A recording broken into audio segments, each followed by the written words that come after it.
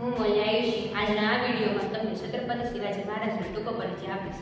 છત્રપતિ શિવાજી મહારાજ કે જેમને શિવાજી તરીકે ઓળખવામાં આવે છે, તે એક સુપ્રસિદ્ધ ભારતીય યોદ્ધા રાજા હતા, જેમણે 17મી સદીમાં મરાઠા સામ્રાજ્યની સ્થાપના કરી હતી.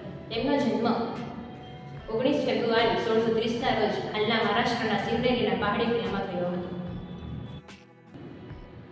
શિવાજી તેમનો લશ્કરી પરાક્રમ, રાજકીય ગુણે, લોકોના કલ્યાણ અને પ્રતિબદ્ધતા માટે ખૂબ જ જાણીતા હતા.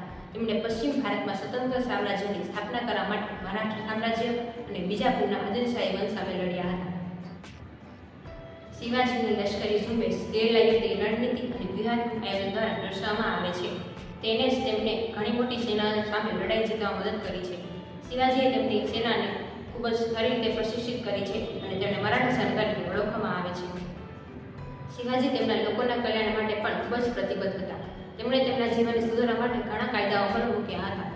અન્યાય કર દૂર કર્યા હતા, ન્યાય વ્યવસ્થા ન્યાય હોવાની ખાતરી કરી હતી, મહારાષ્ટ્રની મરાઠી ભાષાને ઉપયોગિતા મળે તે માટે ખૂબ જ પ્રયત્નો કર્યા હતા અને મહારાષ્ટ્રની કલા અને તેની સંસ્કૃતિનો વિકાસ થાય તે માટે પણ ખૂબ જ કાર્ય કર્યા હતા.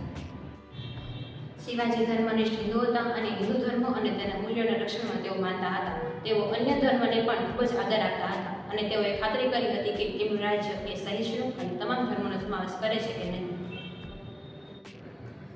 શિવાજીનો વારસો એ ભારતીય રાષ્ટ્રીય ચેતનામાં ઊંડે સુધી જોડાયેલો છે અને તેને રાજકીય નાયક તરીકે પણ ઓળખવામાં આવે છે. ભારતીય રાષ્ટ્રના હેતુ માટે હિંમત, નિશ્ચય અને પ્રતિબદ્ધતા માટે પણ આજે પણ તેમને યાદ કરવામાં આવે છે. તેમના જીવન અને તેમના કાર્યો એ અસંખ્ય ભારતીયોને પ્રેરણા આપે છે. આજે પણ શિવાજીને ખૂબ જ આદર અને પ્રશંસા સાથે જ યાદ કરવામાં આવે છે. છત્રપતિ શિવાજી મહારાજ એ ભારતીય ઇતિહાસના મહાન નાયકોમાં એક નાયક છે. Thank you.